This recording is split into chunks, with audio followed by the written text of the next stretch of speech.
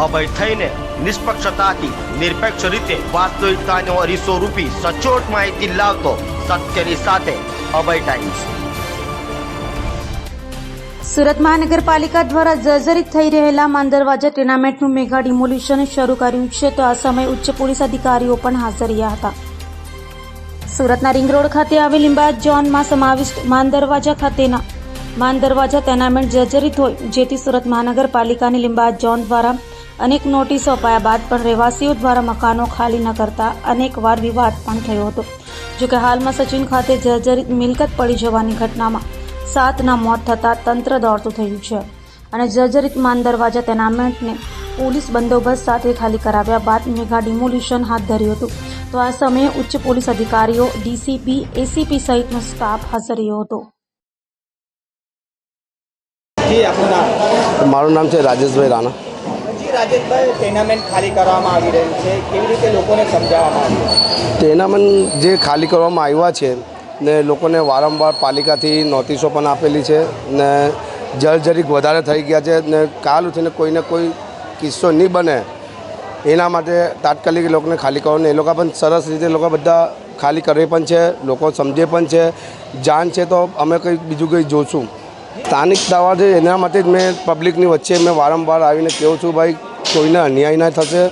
જે આપની પોલિસી છે, જે કોન્ટ્રાક્ટર આવવાનો છે, સારા સારા બિલ્ડિંગ બનશે ને તમને સારા મકાનો પણ ત્યાંથી આપવાના આવશે। રીડેવલપમેન્ટ આપની કન્ડિશન જ છે, એ કન્ડિશનના હિસાબે 3 વર્ષની અંદર આપણે એને હેન્ડ ઓવર જ્યારથી ટેન્ડર આવશે એટલે 3 વર્ષની અંદર એ લોકોને હેન્ડ ઓવર થઈ જશે। ટોટલ 992 ફ્લેટો છે અને 992 ફ્લેટો હાયર પરચેસથી ખરીદવામાં આવેલા હતા। લગભગ 47 વર્ષ પહેલાં આ સ્કીમ બની હતી ત્યારે હાયર પરચેસથી આપવામાં આવેલા હતા।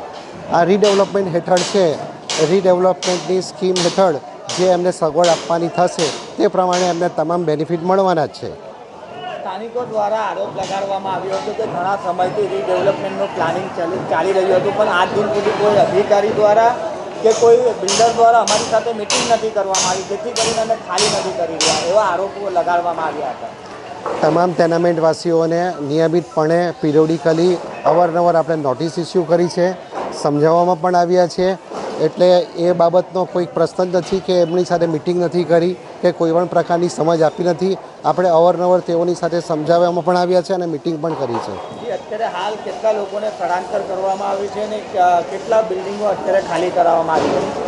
ટોટલ બી અને સી મળીને 992 ફ્લેટો છે એ 992 ફેમિલી કહેવાય, પરંતુ એમાંથી 146 ફેમિલી લોક કરીને નીકળી ગયા હતા ઓલરેડી અને 152 ફેમિલી આ 9 અને 10 તારીખે છોડીને ચાલ્યા ગયા, એટલે લગભગ 300 ફેમિલીએ ખાલી કરી નાખ્યું છે।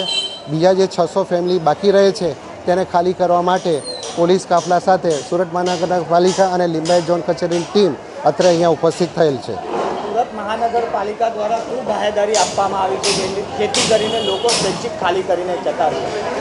સુરત મહાનગરપાલિકા દ્વારા એમને સમજાવવામાં આવ્યા છે કે આ ટેનામેન્ટ 47થી 50 વર્ષનો બાંધકામનો સમય થયો જૂના છે, લાઈફમાં પૂરી થઈ ગઈ છે, જેથી તમારે હવે સલામત સ્થળે ખસી જવું યોગ્ય છે। એ સમજાવટથી મોટેભાગના 50% લોકો સમજીને સ્વૈચ્છિક ખાલી કરી ગયા છે।